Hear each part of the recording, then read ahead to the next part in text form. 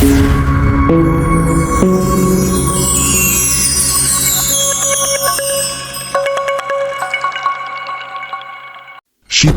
এক নির্জন সন্ধ্যা, রাত একটা। স্মৃতির একাকী জীবন তার ছোট্ট অ্যাপার্টমেন্টে বেশ ভালোই চলছিল। কর্মব্যস্ত দিন শেষে রাতে চা হাতে সে বই পড়ত, কখনো সিনেমা দেখত, কিংবা গা ছমছমে গল্পের পডকাস্ট শুনে সময় কাটাত। তবে সাম্প্রতিক কিছু অদ্ভুত ঘটনা তার জীবনের শান্ত পরিবেশ ভেঙে দিয়েছে। সব শুরু হয়েছিল এক অদ্ভুত টেলিফোন কল দিয়ে। প্রথমবার কলটি আসে এক সপ্তাহ আগে। ঘড়িতে তখন রাত 1-2টা। ফোনের রিং শুনে চমকে উঠে স্মৃতি। এত রাতে কে ফোন করবে? পরিচিত কেউ হয়তো ভুল করে ডায়াল করেছে ভেবে সে ফোন ধরে, কিন্তু ওপাশ থেকে কেউ কথা বলে না। হ্যালো, কে বলছেন? স্মৃতি প্রশ্ন করে, তবে তার কথার উত্তর দেয় শুধু এক অদ্ভুত দীর্ঘ নিঃশ্বাস। ভারী, কুয়াশাচ্ছন্ন, যেন কোনো গভীর বেদনার নিঃশ্বাস। গায়ে কাঁটা দিয়ে উঠল তার। কে আছেন?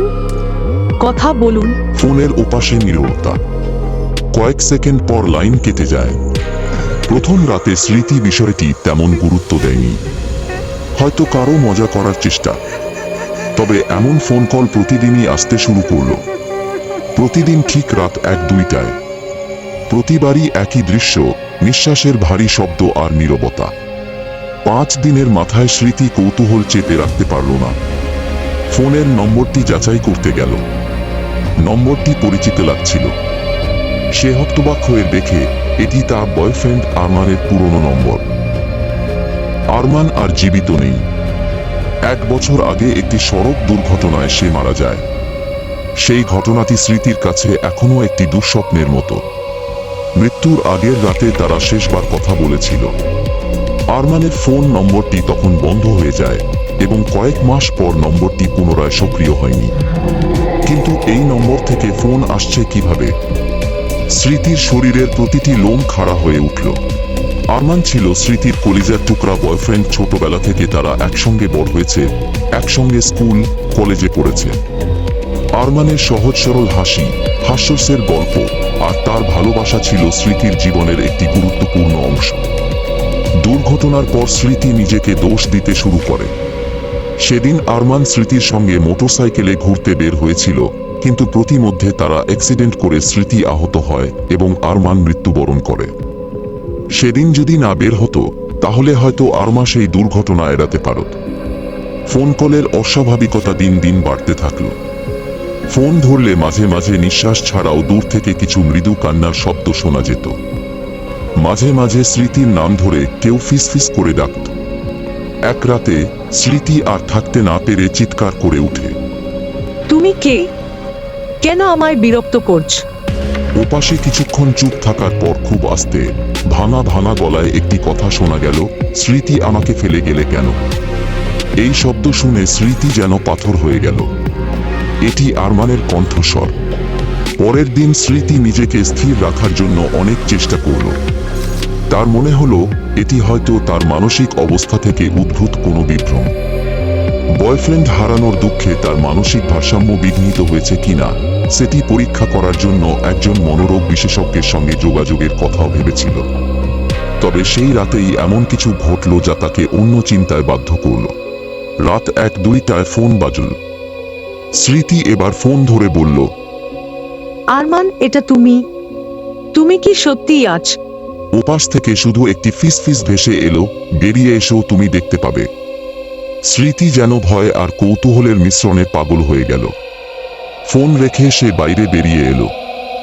রাত গভীর, পুরো শহর নিস্তব্ধ। হঠাৎ তার চোখ পড়ল রাস্তার কোণায়। সেখানে একটি ছায়ামূর্তি দাঁড়িয়ে আছে। মূর্তিটি ধীরে ধীরে তার দিকে এগিয়ে এলো। রাস্তার হলুদ বাতির আলো ছায়াটি পরিষ্কার হয়ে উঠল।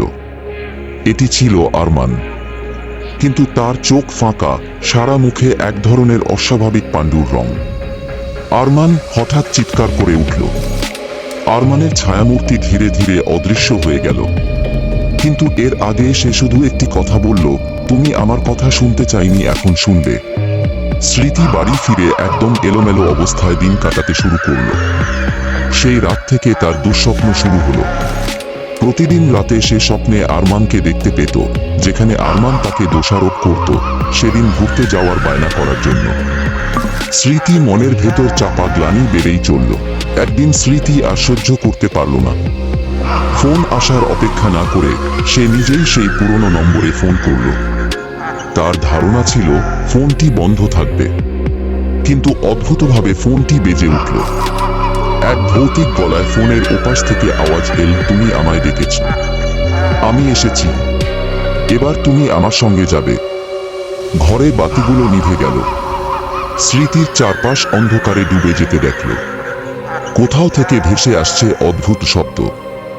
পরদিন সকালে স্মৃতির প্রতিবেশীরা পুলিশ ডাকে। তারা দেখে স্মৃতির দরজা ভেতর থেকে বন্ধ আর ঘরের ভেতরে সে নেই। তবে তার ফোন টেবিলের উপর রাখা, স্ক্রিনে তার শেষ ডায়াল করা নম্বরটি জ্বলজ্বল করছে, আরমানের পুরনো নম্বর। স্মৃতিকে আর কখনো খুঁজে পাওয়া যায়নি। তবে তার বন্ধুরা মাঝে মাঝে ফোন পায়, যেখানে কেউ নিঃশ্বাস ছেড়ে স্মৃতির নাম ধরে ডাকে। শেষ কথা, এই গল্পটি যেন এক সতর্কবার্তা। আমাদের প্রিয়জনদের উপেক্ষা করার আগে দুবার ভাবা উচিত, কারণ কেউ চলে যাওয়ার পর হয়তো তাদের কষ্ট আর আমাদের গ্লানি ভৌতিক রূপে ফিরে আসতে পারে।